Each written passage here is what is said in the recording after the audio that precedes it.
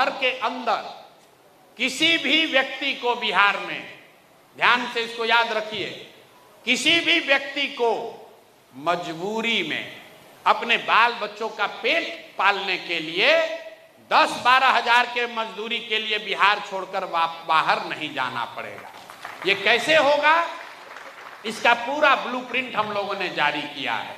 पलायन को पिछले 3 बरस से जो हमने अध्ययन किया है, पलायन के 3 पहलू हैं। सिर्फ मजदूरों का, लोगों का पलायन नहीं है, बिहार में सबसे बड़ा पूंजी का पलायन है। पूंजी के पलायन से क्या मतलब है?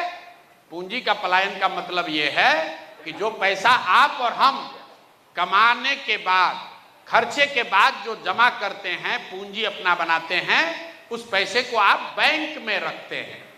बैंक में ही ज्यादातर आदमी पैसा रखता है। वो पैसा बैंक वाले यहां से ट्रांसफर कर रहे हैं दूसरे राज्यों में।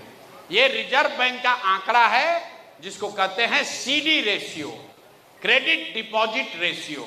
मतलब कितना पैसा आपने, हमने मिलकर बैंक में, बिहार में जमा किया और बैंक वालों ने उस पैसे का क्या किया। तो पूरे देश में इस रेशियो का आंकड़ा है 70%।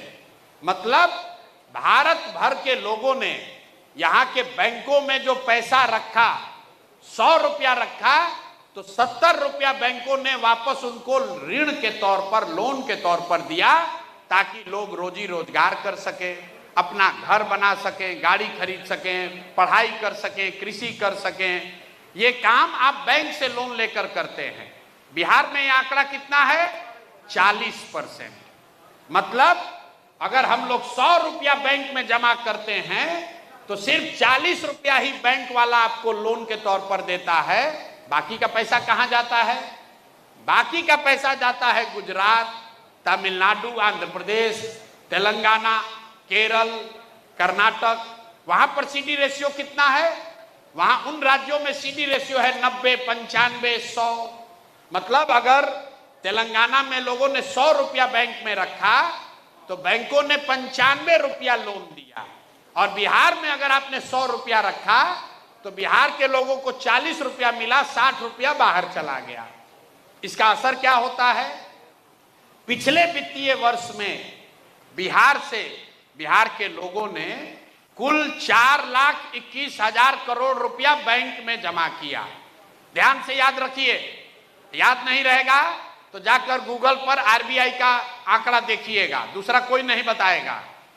पिछले साल बिहार में हमने, आपने सबने मिलके 4,21,000 करोड़ रुपया बैंक में जमा किया और बैंकों ने लोन के तौर पर 1,61,000 करोड़ रुपया वापस समाज को दिया। बाकी का पैसा कहां गया? बाकी का पैसा करीब 2.5 लाख करोड़ रुपया बैंकों ने दूसरे राज्य में भेज दिया। और ये आज नहीं हुआ है, 1990 से लगातार यही होता आ रहा है। तो 1990 से लेकर पिछले साल तक रिजर्व बैंक ऑफ इंडिया बता रहा है कि 1990 से लेकर पिछले साल तक 26 लाख करोड़, 26,35,000 करोड़ रुपया यहां के बैंकों ने बिहार के लोगों का दूसरे राज्य में भेज दिया। आप अंदाजा लगाइए, आप एक मरहोड़ा मिल के लिए झगड़ा कर रहे हैं, एगो कोई रेलवे का चक्का का फैक्ट्री लगा दिया तो आप सोचते हैं रोजगार आएगा।